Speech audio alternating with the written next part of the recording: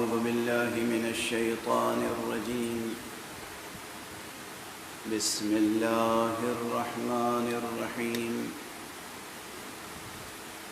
الحمد لله رب العالمين،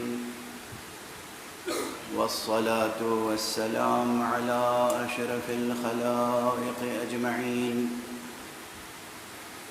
سيدنا وسيد الأولين والآخرين، حبيبنا وحبيب إله العالمين، إمام المرسلين وخاتم النبيين، شفيع المذنبين ورحمة للعالمين، أبي القاسم المصطفى محمد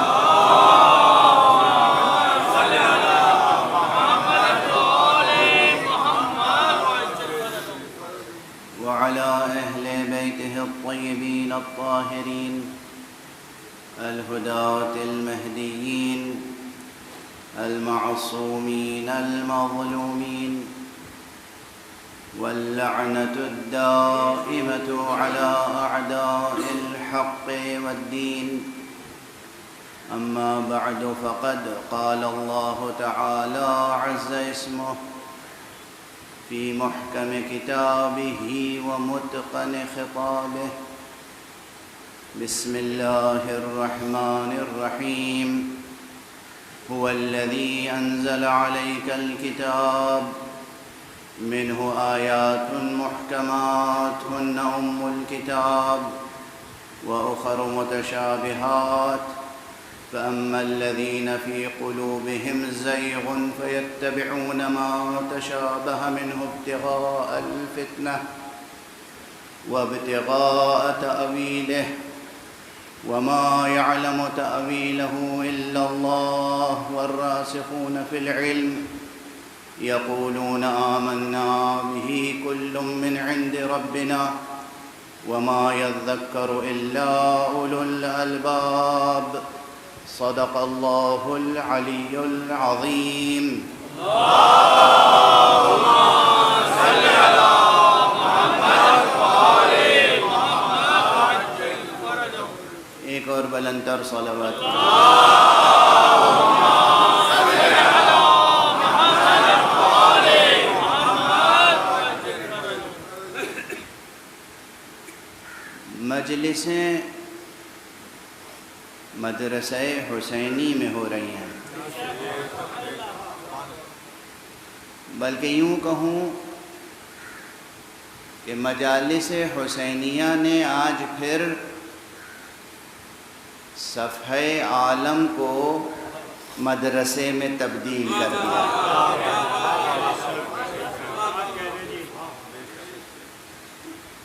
شرق سے غرب تک، شمال سے جنوب تک، زمین سے آسمان تک، بلکہ تحت الثری سے ثریا تک،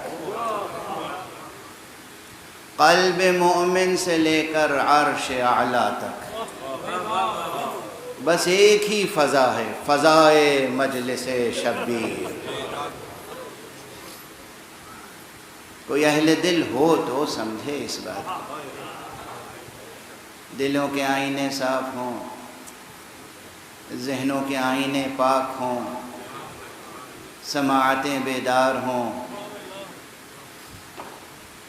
آنکھوں کے پردے دھلے ہوئے ہوں، تو نظر آئے گا کہ خدا کی قسم فلک کے دامن سے حسین کے لہو کی خوشبو ہے.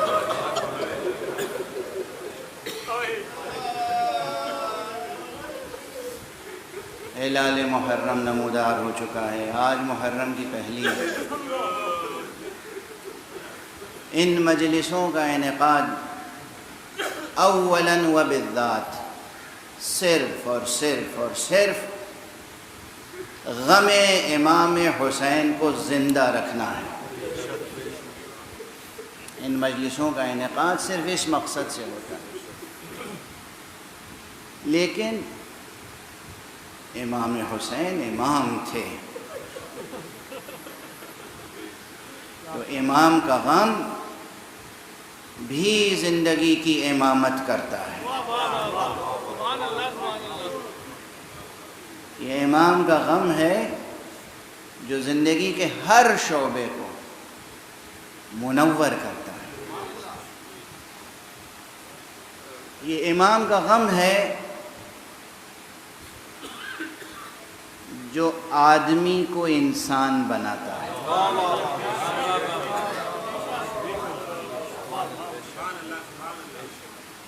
کیونکہ انسان کا جو سب سے بڑا وصف ہے بحیثیت انسان وہ ہے دل سوزی،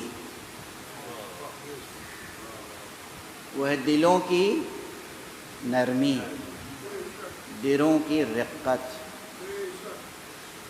تمام مخلوقات خدا کے لیے دلوں میں گنجائش ہونا، ہر ایک کا درد محسوس کرنے کی صلاحیت ہونا۔ انسان صرف اپنے ہم و غم میں مبتلا نہ رہے بلکہ دوسروں کے درد و الم کو محسوس کر سکے اور اپنے ہم و غم کو بھلا کر دوسروں کے کام آ سکے۔ یہ مرتبہ دل سوزی کا غم حسین سکھاتا ہے۔ اور اسی لیے آپ دیکھیں کہ یہ اس غم کے مدرسے، اس غم کے مکتب محدود نہیں ہیں کسی ایک مسلک کی حد تک یا کسی ایک دین کو ماننے والوں کی حد تک۔ آج دنیا میں مسیحی ایسے ہیں بہت جو مجلس شبیر منعقد کرتے ہیں۔ آج دنیا میں غیر مسلم بہت ہیں ایسے جو مجالس حسینیہ منعقد کرتے ہیں، ذکر امام حسین کرتے ہیں۔ کتنے مسیحی مصنفین ہیں، کتنے ہندو مصنفین ہیں، شعراء و ادبا، جنہوں نے نثر میں اور نظم میں نہ جانے کتنی کتابیں لکھی ہیں۔ کس پر؟ حسین ابن علی۔ اور سب یک زبان کہتے ہیں کہ حسین ہمارے ہیں، حسین تو انسانیت کے ہیں، حسین اسی طرح سب کے ہیں جس طرح حسین کا پروردگار سب کا ہے۔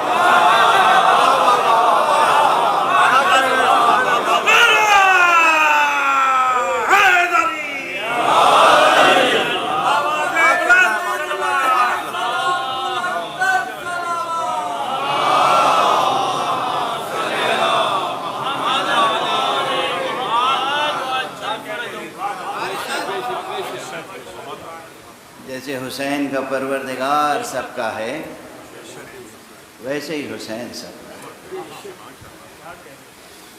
اور حسین کا غم بھی سب کا غم ہے۔ اور اب کسی کو بات دل میں لگ جائے تو لگ جائے، مگر کہنا پڑتا ہے جس دل میں غم حسین کا احساس نہیں ہے وہ کچھ ہو سکتا ہے، کسی انسان کا دل نہیں ہو سکتا۔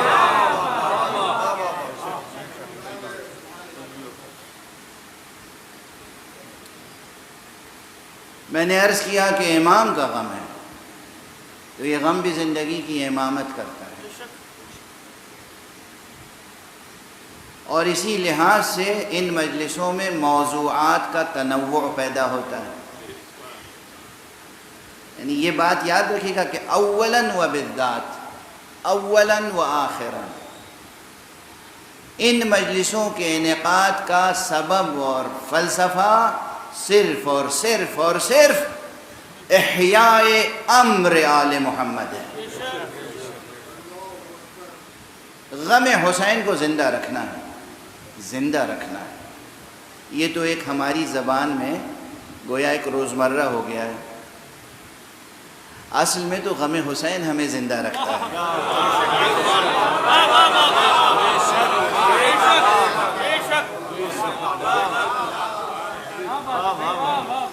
غم حسین کو زندہ رکھنے کی تاکید اگر معصومین نے کی ہے، ائمہ اہل بیت نے کی ہے، بزرگان دین نے کی ہے، اولیاء اللہ نے کی ہے، تو اسی لیے کہ یہ غم ہمیں زندہ رکھتا ہے، یہ غم ہمارے دل کو زندہ رکھتا ہے، یہ غم ہمارے ذہن کو زندہ رکھتا ہے، یہ غم ہماری روح کو زندہ رکھتا ہے۔ تو اولاً و بالذات غم حسین ہے، لیکن امام کا غم ہے تو اس میں موضوعات کا تنوع پیدا ہوتا ہے۔ کون امام؟ جس کو پیغمبر نے پہچنوایا تھا۔ ایک جملہ عرض کر رہا ہوں اور یہ مکرر عرض کروں گا، تمام ملت اسلامیہ سے دست ادب جوڑ کے عرض کروں گا۔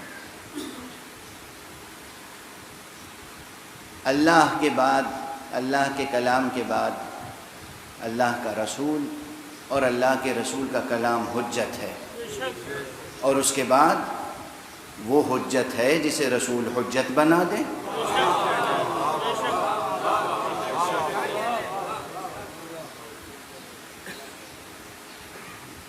اور جن جن کو حضور نے حجت بنایا ہے ان میں سے ایک حضرت امام ابو عبداللہ الحسین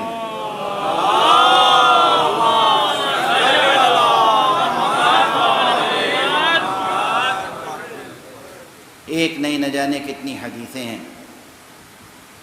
بچے ہیں حسین، بظاہر بچپن کا زمانہ ہے، مگر آغوش میں لے کر ممبر پہ تشریف فرما ہوتے ہیں کون؟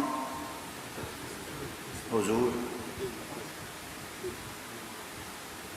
اور فرماتے ہیں ھذا حسین فاعرفوہ، یہ حسین ہے، بس اس کی معرفت پیدا کر لو۔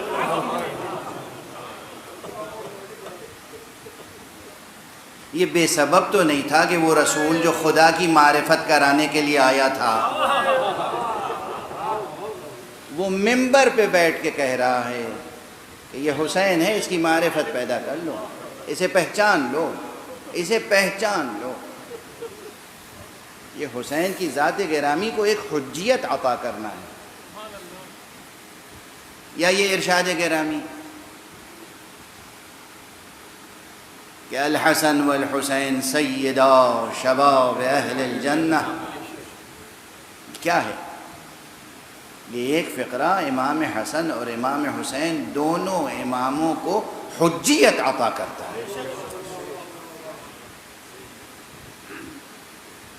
یہ بحث بجائے خود بہت طویل ہو جائے گی، انشاءاللہ پھر کسی اور ممبر پہ اسے جاری رکھوں گا، لیکن اس وقت جس نقطے کی طرف آپ کی توجہ مبذول کرانی ہے وہ یہ ہے کہ جب بھی غم حسین کی بات ہوگی، جب بھی ذکر سرکار سید الشہداء علیہ الصلاۃ والسلام ہوگا،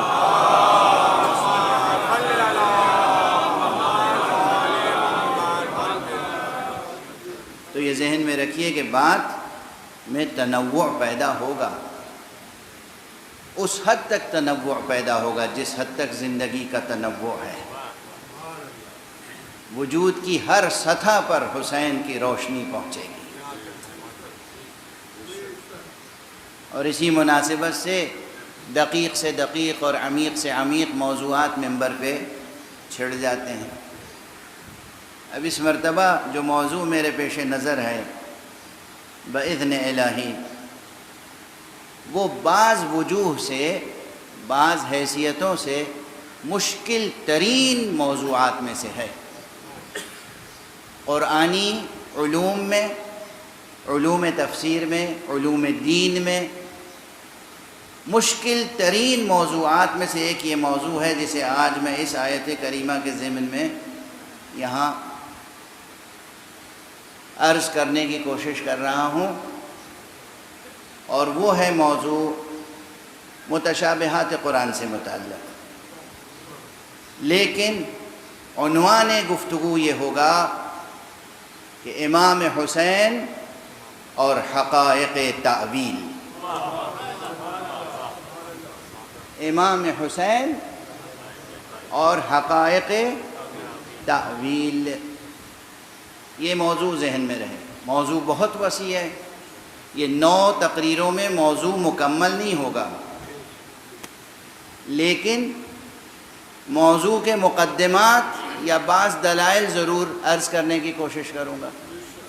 ویسے بھی جو ہمارے پرانے سامعین ہیں وہ جانتے ہیں کہ میں موضوع شروع کرتا ہوں، ختم تو کبھی نہیں کرتا۔ یہ میرا اسلوب ہے، میں موضوع شروع کرتا ہوں، چھیڑتا ہوں، سوالات قائم کرتا ہوں اور گزر جاتا ہوں، تاکہ آپ ہوم ورک بھی تو کریں۔ یہاں پر چند جملے اور عرض کر دوں۔ موضوع کا تذکرہ کیا ہے ابھی صرف میں نے، مجھے اندازہ ہے سامنے یہ اتنے مائک لگے ہوئے ہیں، اتنے گویا کیمرے لگے ہوئے ہیں، اور مشرق سے مغرب تک نہ جانے کتنے ملکوں میں لوگ ان گفتگوؤں کو سماعت فرما رہے ہیں۔ تو دست ادب جوڑ کے چند گزارشات ہیں۔ دیکھیے، ضرور جدید ٹیکنالوجی نے بہت ترقی کی ہے، اور جو آج کل وسائل ہیں، بہت سے لوگ گھر بیٹھے مجلسیں سن سکتے ہیں، مگر ایسا کیجیے نہیں۔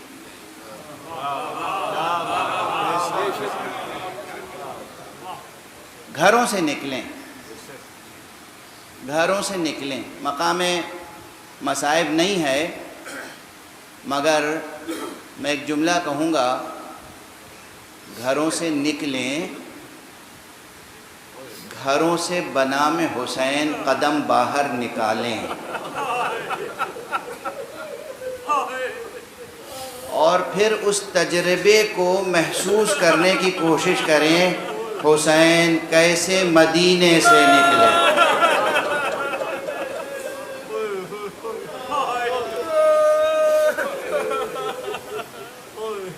دست ادب جوڑ کے۔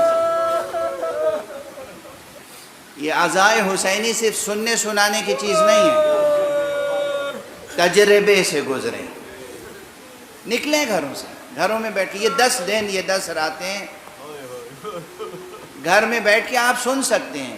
چوائس ہے آپ کے پاس، آپ بہت سے چینلز براؤز کر سکتے ہیں، بہت سے ذاکروں کو سن سکتے ہیں، جو آپ کی پسند کا ذاکر ہو آپ سنیں، یہ سب اپنی جگہ فائدے ہیں، بعد میں سن لیجئے گا۔ یہ 10 دن گھر سے نکلیں، فرش عزا پر آ کر بیٹھیں، پہلی بات۔ دوسری بات، جب گھر سے نکل رہے ہوں تو تنہا نہ نکلیے گا۔ خاتون خانہ کو آبادہ کیجیے، تم نہیں چلو گی حسین کی مجلس میں، بچوں کو آمادہ کریں، بیٹا چلو آقا حسین کی مجلس، سب کو اس تجربے میں شریک کریں جیسے آقا حسین پورے کنبے کو لے کے نکلے تھے اللہ کی راہ، اللہ کی راہ میں پورے کنبے کو لے کے نکلے تھے نا حسین۔ یہ تجربہ کیجئے، گھروں میں نہ بیٹھیے۔ یہ 10 دن منصوبہ بندی کے ساتھ گھروں سے نکلیں، مجلسوں میں جہاں بھی ہوں آپ، امریکہ میں ہیں، کینیڈا میں ہیں، آسٹریلیا میں ہیں، چین میں ہیں، جہاں بھی ہیں، کسی ایک جگہ مجلس ہو رہی ہوگی، کسی امام بارگاہ میں، کسی مسجد میں، کسی مومن کے گھر پر، کسی ہال میں، آپ وہاں جائیں، بنام حسین شرکت کریں، دیکھیں اس تجربے سے آپ کی روح میں کیا ترقی پیدا ہوتی ہے اور آپ کے بچوں کی کیسی تربیت ہوتی ہے۔ اس عزاداری کی برکتیں، اس عزاداری کے ثمرات، اس کے فیوز، اس کے برکات آپ کو اندازہ نہیں ہے، تجربہ کریں، یہ پہلی چیز۔ اور دوسری چیز، ہاں جب آپ گھر سے نکلیں گے اور فرش عزا پہ آئیں گے تو یقیناً پھر یہ کہنے کی ضرورت نہیں ہے، لیکن التفات توجہ سے سنیں، رسماً نہ سنیں، رسماً نہ سنیں، سرسری انداز میں نہ سنیں، پورے وجود سے ہمتن گوش ہو کر سنیں ذکر حسین،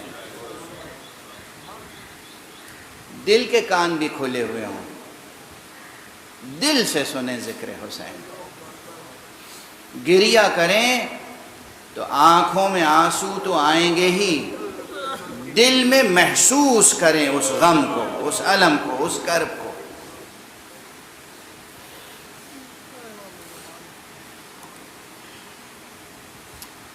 ایک انداز میں جملے زبان پر آ رہے ہیں تو کہتا چلا جاؤں. کیا محسوس کریں؟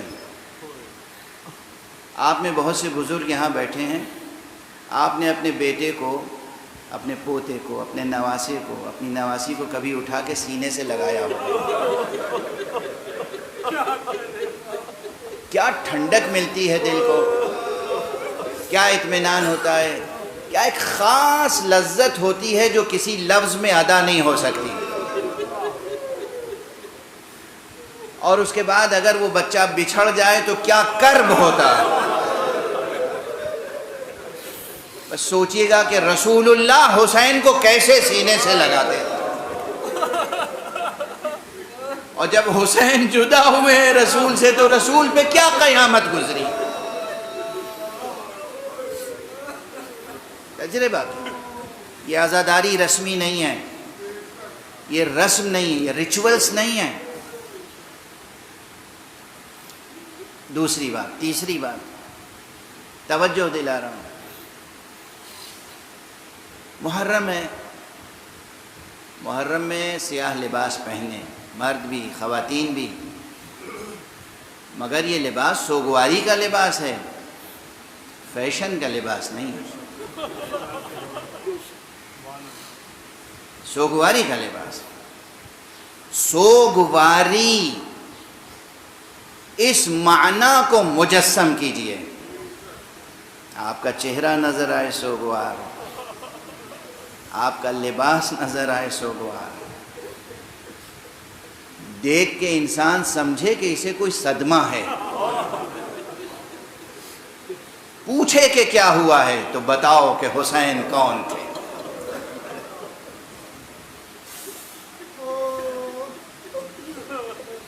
مجلسوں کے تبرک کا اہتمام کریں، خاص طور سے یہ 10 دن ضرور اہتمام کریں، مگر بس تبرک کی حد تک. اس میں بھی سوگواری کی شان ہو. محرم کو فیسٹیول نہ بننے دیجیے. محرم کو فیسٹیول نہ بننے دیجیے. تبرک کے نام پر لذیذ ترین غذائیں، یہ 10 دن، یہ 11 دن، اس سے پرہیز کیجیے گا. تبرک تقسیم ضرور کیجیے. بتاؤں فقہی حکم تبرک کا، عمل ہے معصوم کا. فقہی احادیث کا مجموعہ وسائل الشیعہ، علامہ شیخ حر عاملی، انہوں نے اپنی کتاب وسائل الشیعہ میں حضرت امام زین العابدین علیہ السلام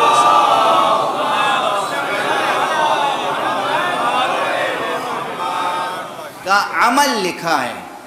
عمل، آپ کا عمل یہ تھا کہ کربلا کے بعد سے جب اسیران اہل بیت مدینے آئے تھے تو پھر بنو ہاشم میں بطور خاص برابر مجلسیں ہی منعقد ہوتی تھیں. آقا حسین کے لیے فرش عزا بچھتا تھا، صف عزا روشن ہوتی تھی، شمع عزا فروزہ رہتی تھی، سب مجلس میں مشغول ہوتے تھے. اور جہاں جس وقت مجلس منعقد ہوتی تھی جناب امام سید سجاد اپنی طرف سے کھانا تیار کرا کے وہاں تبرک کے طور پہ تقسیم کراتے تھے. کس کا عمل ہے؟ امام سجاد. کھانا تقسیم کریں، تبرک تقسیم کریں سادگی کے ساتھ، غم اور حزن کا لحاظ رکھتے ہوئے. یہ چند چیزیں تھیں جس کی طرف میں توجہ دلانا چاہ رہا تھا. نکلیں گھروں سے تنہا نہ نکلیں، بچوں کے ساتھ نکلیں، خاتون خانہ کے ساتھ نکلیں، اور پھر دیکھیں کہ آقا حسین کی مجلسوں میں شرکت کے بعد کیا روحانی تبرک ملتا ہے، کیا معنویت حاصل ہوتی ہے. دنیا کے کسی اسکول میں، کسی یونیورسٹی میں آپ کو یہ احساس نہیں ہوگا پورے وجود کے ساتھ کہ آپ کے وجود کی معنویت کیا ہے الا مجلس حسین.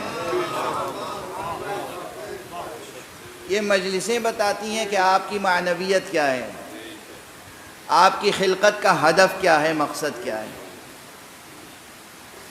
یہاں جو علوم حاصل ہوتے ہیں وہ کہیں نہیں حاصل ہوں گے. اب میں اپنا پرانا جملہ دہرا دوں کہ یہ وہ مدرسے ہیں کہ جہاں بات قرآن ہی سے شروع ہوتی ہے اور قرآن ہی پہ ختم ہوتی ہے، یہاں بات قرآن صامت سے شروع ہوتی ہے، قرآن ناطق پہ ختم ہوتی ہے۔ اور یہ جملہ بھی ذہنوں میں محفوظ ہوگا کہ ماہ مبارک رمضان تنزیل قرآن کا مہینہ ہے، یہ ماہ محرم ہے جو تعویل قرآن کا مہینہ ہے۔ وہ شب قدر ہے جس میں تنزیل مقدر تھی، وہ روز عاشور ہے کہ جس میں تعویل منور ہوئی ہے۔ ایک صلوات پڑھ دیں محمد۔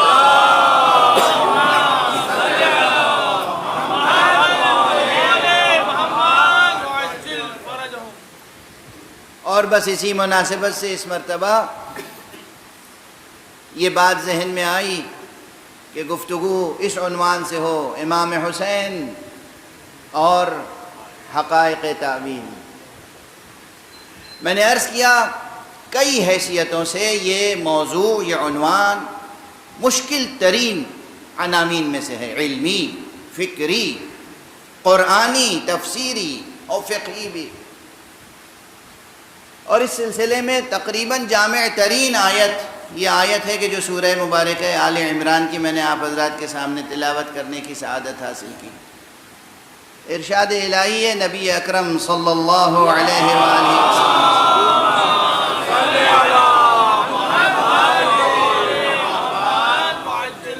ارشاد الہی ہے کہ هو الذی انزل علیک الکتاب، وہی ہے وہ پروردگار جس نے اے نبی، اے رسول، اے حبیب تجھ پر کتاب نازل کی۔ منہ آیات محکمات، اسی کتاب میں وہ آیتیں بھی ہیں جو محکم آیتیں، وَأُخَرُ مُتَشَابِهَاتٌ، اور کچھ اور آیتیں ہیں کہ جو متشابہات ہیں۔ آج یہیں پہ ٹھہر جاؤں کیونکہ جو بزرگ حضرات ہیں ان کے لیے تو محکم اور متشابہ کا لفظ شاید واضح ہو، روشن ہو، جو ہمارے نوجوان ہیں، جو بچے ہیں، ان کے لیے محکم اور متشابہ یہ لفظ بھی مشکل ہوگا، اور قرآنی الفاظ ہیں۔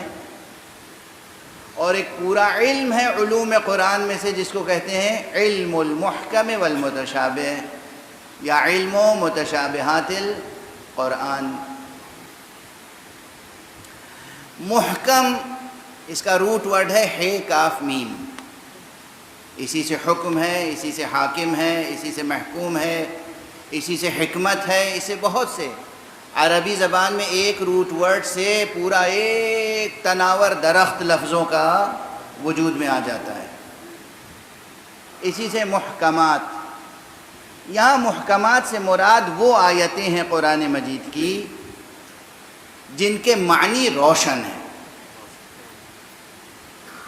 جن کے معنی عام ہیں اور روشن ہیں اور ہر ایک سمجھ سکتا ہے، فوراً سمجھ نہیں جاتا، سمجھ سکتا ہے۔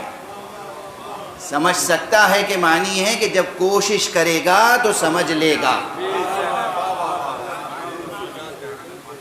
یہ نہیں کہ بس لفظ پہ نگاہ پڑی، نظر پڑی اور سمجھ میں آ گیا، ایسا نہیں کسی سے سنی آیت اور بس سمجھ میں آ گئی، نہیں، سمجھ سکتا ہے، ہر شخص سمجھ سکتا ہے۔ یہ سکت جو ہے نا، سکتا ہے، اس میں بڑی استعداد چاہیے، اس میں بھی صلاحیتیں چاہیے، استعداد چاہیے، آمادگی چاہیے، توجہ چاہیے، عشق چاہیے، عشق تو ہر جگہ درکار ہے۔ خدا کی محبت نہیں ہوگی، رسول خدا سے عشق نہیں ہوگا، آل رسول کی قدر شناسی نہیں ہوگی، قرآن کبھی سمجھ میں نہیں آ سکتا، اس لیے کہ قرآن آپ کو منہ ہی نہیں لگائے گا۔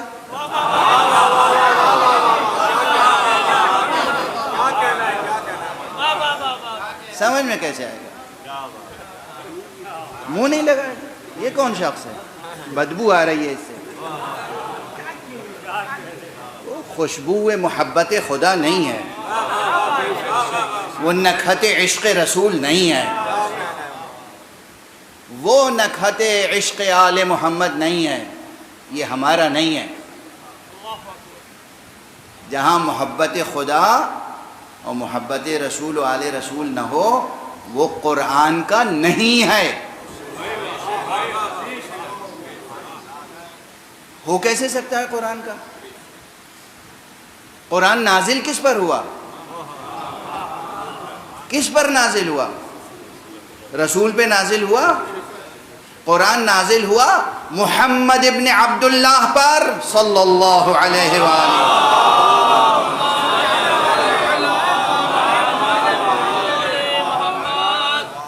اور قرآن کہاں نازل ہوا؟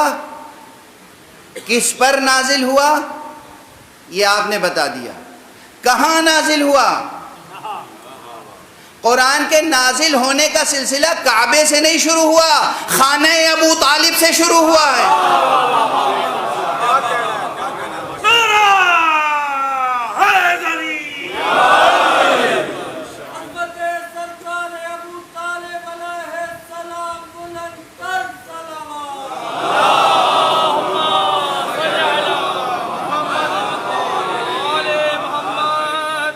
خانہ ابو طالب سے غار حرا تک اور غار حرا سے خانہ ابو طالب تک۔ میں اپنے خطیبانہ انداز میں کہوں، حاجی جاتا ہے تو صفا و مروہ سے تک، مروہ سے صفا تک سعی کرتا ہے۔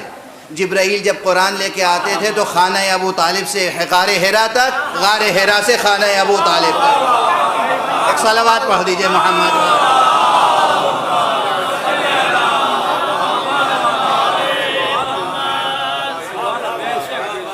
ایک اور بلند صلوات پڑھ دیں۔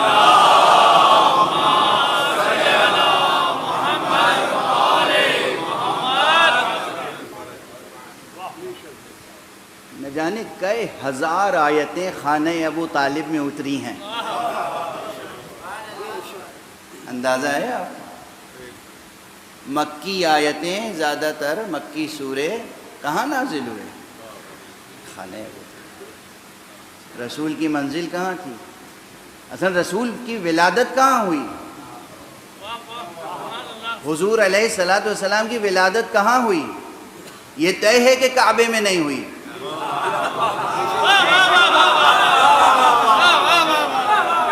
کوئی ایک ضعیف سے ضعیف قول بھی نہیں ہے کہ کعبے میں ولادت پیغمبر ہے۔ پھر کہاں ہے؟ مجھے یاد آ گیا بے اختیار، اسی ممبر سے شاید 15-16 برس پہلے کہہ چکا ہوں، اور وہ یہ ہے کہ حضور کی ولادت کعبے میں نہیں ہوئی۔ راز کیا ہے؟ سبب کیا ہے؟ اس فقیر کی سمجھ میں جو بات آتی ہے وہ یہ کہ حضور کی حیثیت کیا ہے؟ اس کائنات کے سب سے بڑے معلم توحید ہیں مصطفیٰ۔ یہ حضور کی شایان شان نہیں تھا کہ وہ ایسی جگہ پیدا ہوں جہاں پہلے سے 360 بت رکھے ہوئے ہوں۔ چشم مشیت نے مکے پہ نظر ڈالی، کہیں وہ گھر مل جائے جہاں کوئی بت نہ نظر آئے۔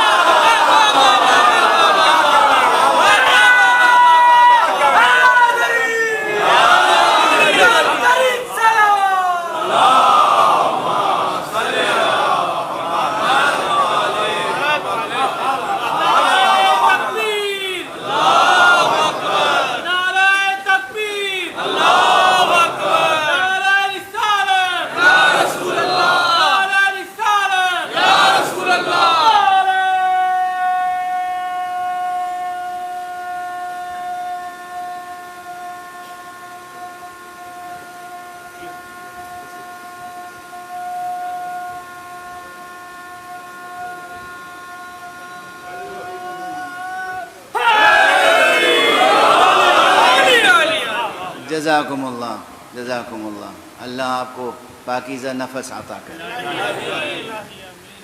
اور نفس رحمانی کے فیوزات آپ تک پہنچیں۔ خدا کی قسم یہ تاریخ کا اعجاز ہے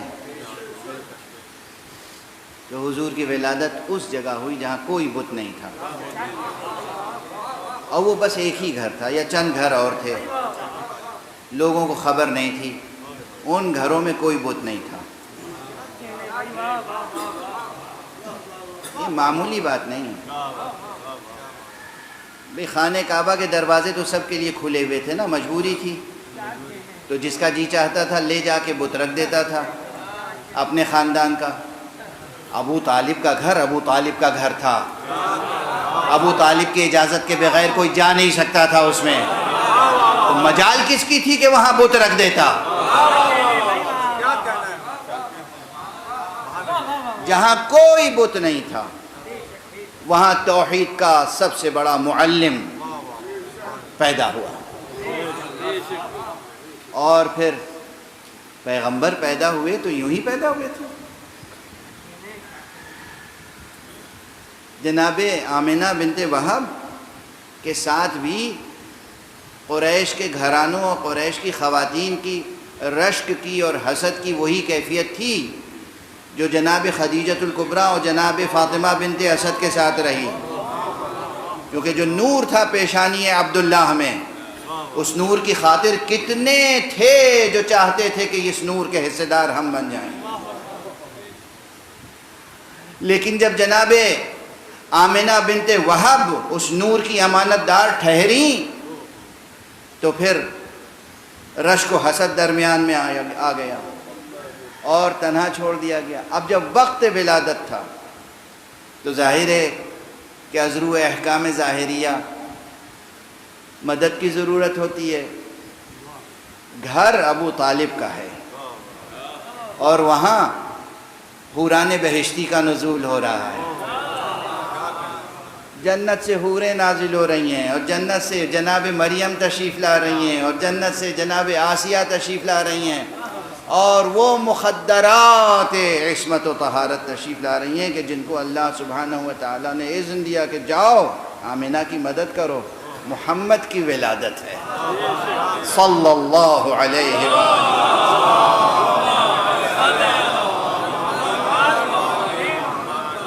اس گھر کی کیا شان ہوگی؟ اب میں ظاہر ہے چھوٹی چھوٹی باتیں، چھوٹی چھوٹی مثالیں بھی دینی پڑتی ہیں نا بچوں کے لیے۔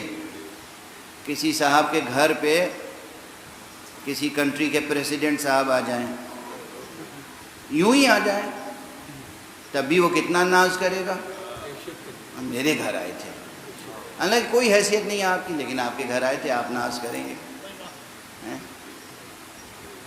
ایک اتنی سی مثال کافی ہے۔ کوئی بھی اہم شخصیت آ جائے،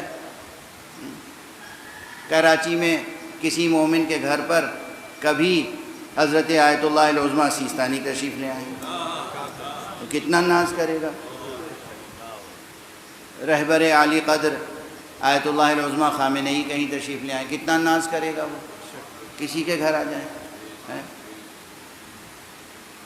اب مکے میں حضرت ابو طالب کا گھر ہے اور وہاں جبرائیل آ رہے ہیں،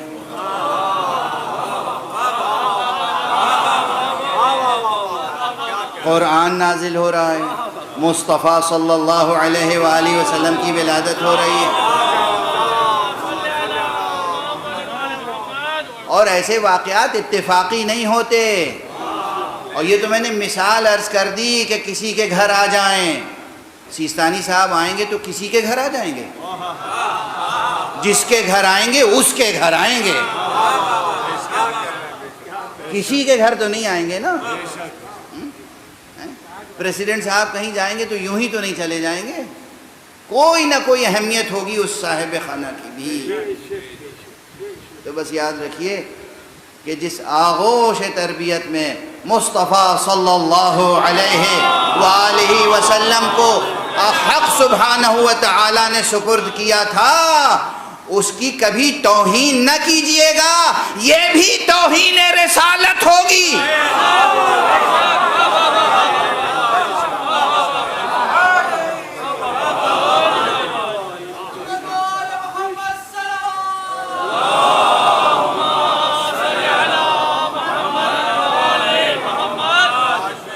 اپنے اپنے دلوں کو روشن کیجئے اور غلط تاریخیں پڑھ کر اپنے دلوں میں کفار قریش کے کینوں کو نہ پالیے۔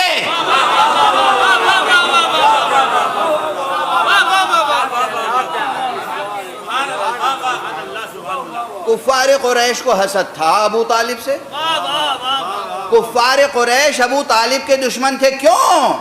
اس لیے کہ یہ خاتم النبیین کا حمایتی بنا ہوا ہے۔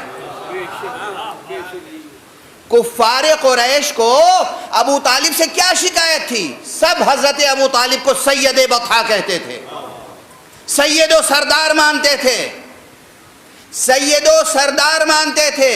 تمام مشرکین و کفار، مومنین و مشرکین، سب بت پرست اور غیر بت پرست، سب ابو طالب کو سید و سردار مانتے تھے۔ پھر اگر دشمنی پیدا ہوئی تو کس بات پر؟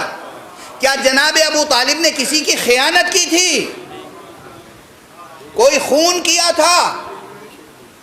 کسی کی امانت واپس نہیں کی تھی؟ کسی کو کوئی اذیت پہنچائی تھی؟ کوئی الزام ہے ابو طالب پر سوائے ایک الزام کے محمد کے لیے سینہ سپر رہتے تھے؟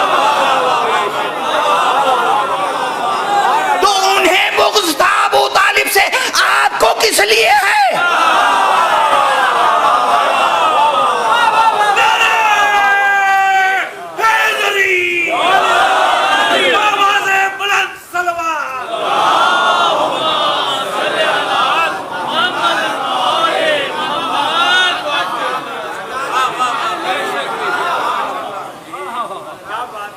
خبردار کوئی ایسی بات نہ کیجیے گا جس سے رسول کو کہیں اذیت پہنچے، اور کوئی ایسی بات نہ ہو جس سے توہین رسالت لازم آئے۔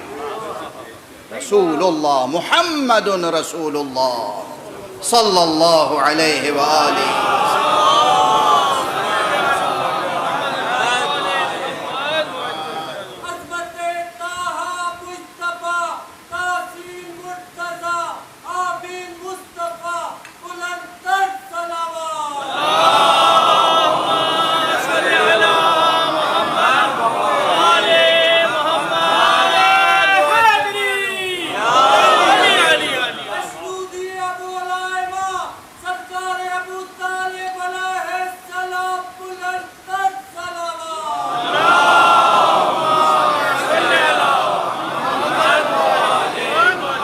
جزاکم اللہ۔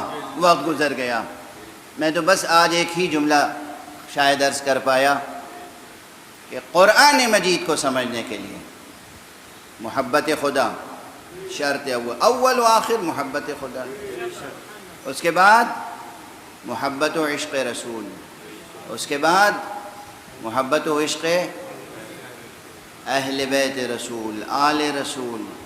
یہ جہاں نہیں ہے وہ انسان قرآن کا ہو ہی نہیں سکتا۔ اس سے قرآن کا کیا رشتہ ہے؟ یعنی ابتداءً و انتہاءً، آغاز یا انجام، حدوثاً و بقاءً۔ قرآن مجید نازل ہوا کس پر؟ قلب پیغمبر پر۔ جاتے جاتے پیغمبر نے قرآن مجید سپرد کس کے کیا؟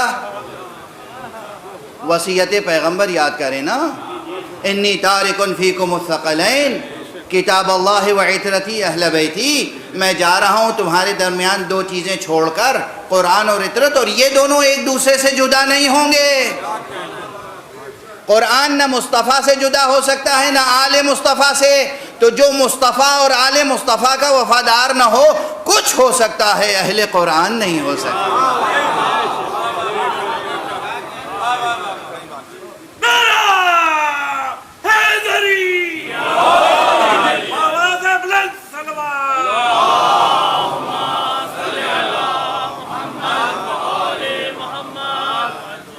اگر اہل قرآن ہونا ہے تو سب سے پہلے قرآن کہاں سے ملے گا؟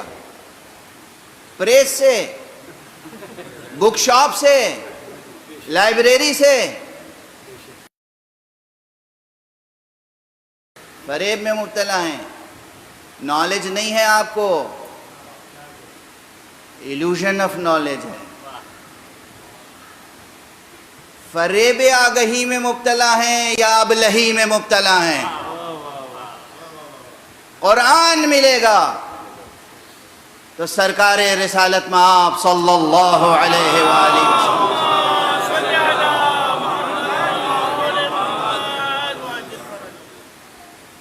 اس لیے ایسی کوئی تفسیر معتبر نہیں ہو سکتی جو اس التزام کے ساتھ لکھی جائے کہ اس میں سب کچھ تو ہو مگر کہیں رسول اور آل رسول کا ریفرنس نہ آئے. وہ تفسیر قرآن نہیں ہے، تفسیر بالرائے ہے.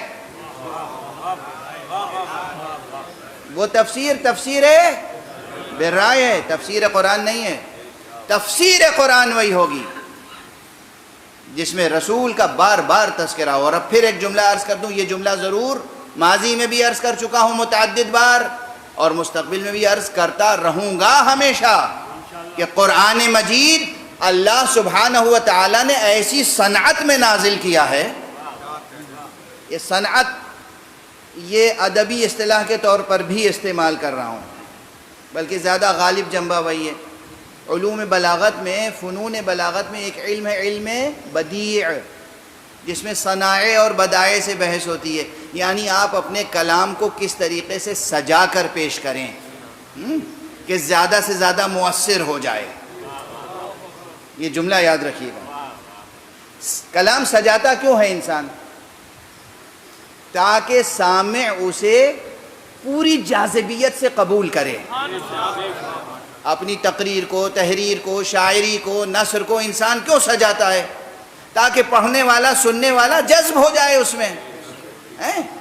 تو اللہ سبحانہ و تعالی نے قرآن کو نازل کیا ہے ایسی صنعت میں کہ متن قرآن سیرت مصطفیٰ سے جدا ہو نہیں سکتا.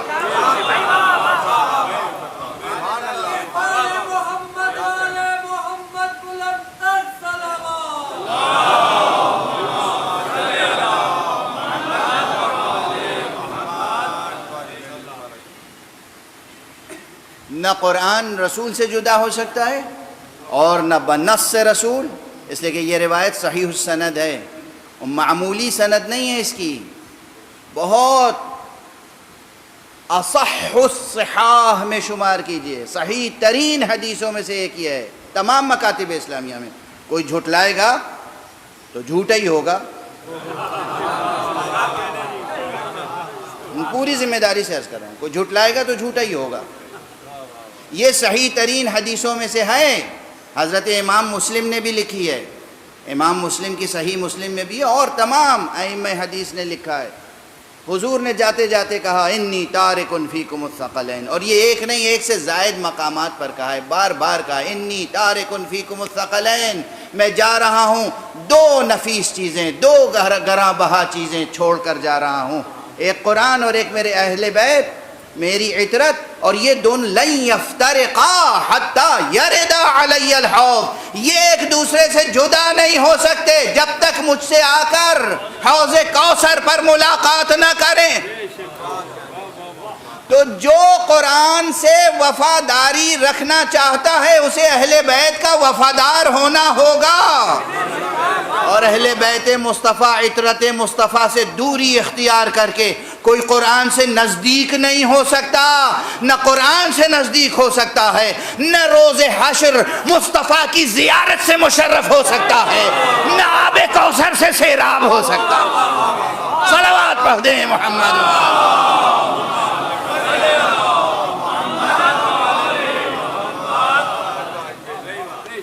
ہاں، خدا کی محبت ہو، رسول خدا کی محبت ہو، اہل بیت رسول کی محبت ہو، اور پھر قرآن کو انسان پڑھے، تلاوت کرے تو قرآن اس سے گفتگو کرتا ہے، قرآن اس سے گفتگو کرتا ہے، قرآن کھلتا ہے اس کے سامنے. جیسے صبح کے وقت آپ چمن میں جائیں، کوئی بند کلی ہو، اور اس کے بعد اسی وقت نسیم سحر، نسیم صبح اس پر سے گزرے اور وہ کلی چٹک کے پھر کھل کے گلاب بن جائے، تو جب آپ محبت خدا کی شمیم کے ساتھ، جب عشق رسول کی نسیم کے ساتھ، جب محبت اہل بیت کی نکہت کے ساتھ جب جزدان سے قرآن نکالیں گے تو وہ اسی طرح کھل جائے گا آپ کے سامنے، اور اس کی خوشبو مشام جاں کو معطر کرے گی، اس کے انوار، اس کے معانی، اس کا رنگ، اس کی نکہت سب آپ کے وجود میں جذب ہو جائے گی. پھر قرآن آپ کا ہوگا، آپ قرآن کے ہوں گے. قرآن پڑھیں، اور پھر محکمات بھی روشن ہوں گے اور متشابہات بھی۔ بس آج یہ تمہید تھی، وقت ختم ہو گیا۔ ذہن میں رہے موضوع، انشاءاللہ اسی موضوع پہ گفتگو ہوگی، اور امید ہے کہ کسی حد تک حق ادا کر سکوں گا انشاءاللہ۔ امام حسین اور حقائق تعویل، قرآن مجید کو پڑھیں مکتب حسینی میں، قرآن مجید کے رموز کو منکشف کریں، اسرار کو منکشف کریں، در کو دریافت کریں، آقا حسین کی روشنی میں، ان کی محبت میں، ان کی محبت کے ساتھ، ان کی رہنمائی میں، ان کے اقوال، ان کے ارشادات، ان کی سیرت۔ دیکھیے حسین کا ہر قدم قرآن مجید کی آیتوں کے ساتھ اٹھتا ہے، ہر نفس قرآن کے ساتھ ہے۔ آج پہلی محرم ہے، تمام مورخوں نے لکھا ہے کہ جب آقا نے فیصلہ کیا کہ اب مدینے سے جانا ہے تو اس وقت بھی قرآن مجید کی آیت کی تلاوت کر رہے تھے۔ جب مکہ قریب آیا اس وقت بھی آیت کی تلاوت کر رہے تھے۔ یہ سب روایتیں ہیں نا، یہ یوں ہی تو نہیں ہے۔ اور قبل اس کے کہ ان آیتوں کی طرف اشارہ کروں، ایک بات عرض کر دوں، یہ تاریخی ہے۔ آقا حسین چھپ کر مدینے سے نہیں گئے تھے،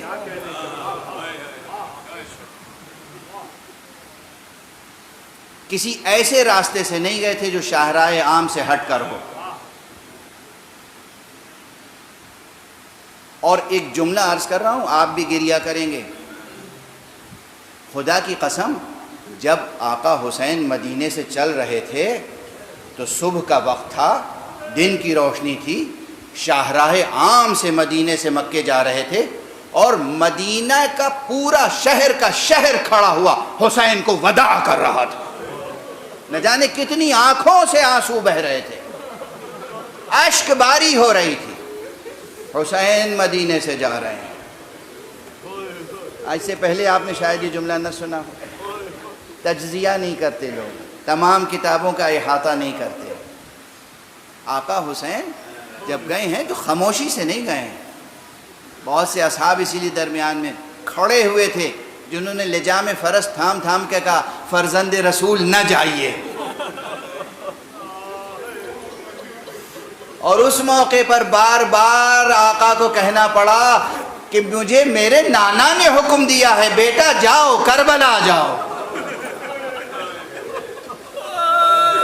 وقت تمام ہو گیا تو بس دو فقرے دہرا دوں، آپ کے لاکھوں بار کے سنے ہوئے ہیں، لاکھوں بار کے سنے ہوئے، لیکن دیکھیے نا اس میں المناکی کتنی ہے۔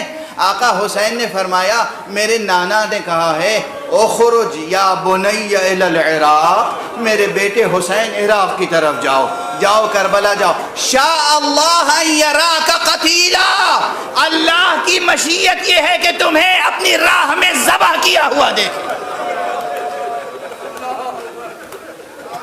اور جب کسی نے کہا کہ یبن رسول اللہ اگر جا رہے ہیں تو تنہا تشریف لے جائیں، مردوں کو لے کر جائیں، بے شک مسلم ابن عقیل کو لے کر جائیں، بے شک عباس کو لے کر جائیں، بے شک علی اکبر کو لے کر جائیں، ارے زینب کو کیوں لے کر جا رہے ہیں؟